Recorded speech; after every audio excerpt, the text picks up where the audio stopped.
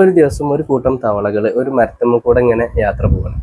അതിൻ്റെ ഇടയിൽ രണ്ട് തവളകൾ നിലത്ത് പോകും. അപ്പോൾ ബാക്കിയുള്ള തവളകൾ നോക്കുന്ന സമയത്ത് വലിയൊരു കുഴിയിലേക്കാണ് ആ രണ്ട് തവളകൾ കൊണ്ടുള്ളത്. അപ്പോൾ ഈ കൂടെയുള്ള തവളകൾ പറഞ്ഞു, നിങ്ങൾക്ക് ഒരിക്കലും അതിന് തിരിച്ചു വരാൻ കഴിയില്ല, കാരണം വലിയ കുഴിയാണ്. എന്നാൽ ഇതിനൊന്നും പരിഗണിക്കാതെ ആ രണ്ട് തവളകൾ ആ കുഴിയിൽ നിന്ന് നിരന്തരം ചാടിക്കൊണ്ടിരുന്നു.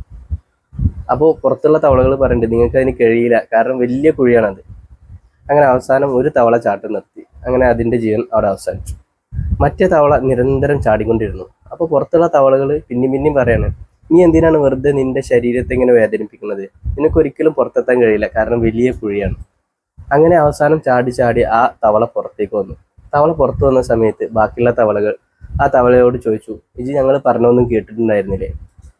അപ്പോൾ ആ പുറത്തെത്തിയ ആ തവള പറഞ്ഞു, സത്യത്തിൽ ഞാനൊരു ചെവി പൊട്ടനാണ്, എനിക്ക് ചെവി കേൾക്കാൻ കഴിയില്ല.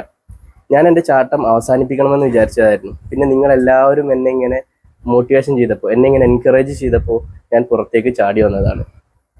ഈ ചെറിയ കഥ നമുക്ക് തരുന്നൊരു പാഠമുണ്ട്. എന്താ അറിയോ? നമ്മുടെ വാക്കുകൾക്ക് ഒരാളെ വളർത്താനും അതുപോലെ തളർത്താനുള്ള ശക്തിയുണ്ട്.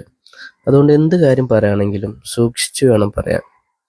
അതുപോലെ നമ്മളൊരു കാര്യം ചെയ്യാൻ നിൽക്കുമ്പോൾ മറ്റുള്ള ആളുകൾ പറയുന്ന എല്ലാ കാര്യങ്ങൾക്കും ചെവി കൊടുക്കാതിരിക്കുക. സ്വന്തം പ്രയത്നത്തിൽ വിശ്വസിച്ച് മുന്നോട്ട് പോവുക.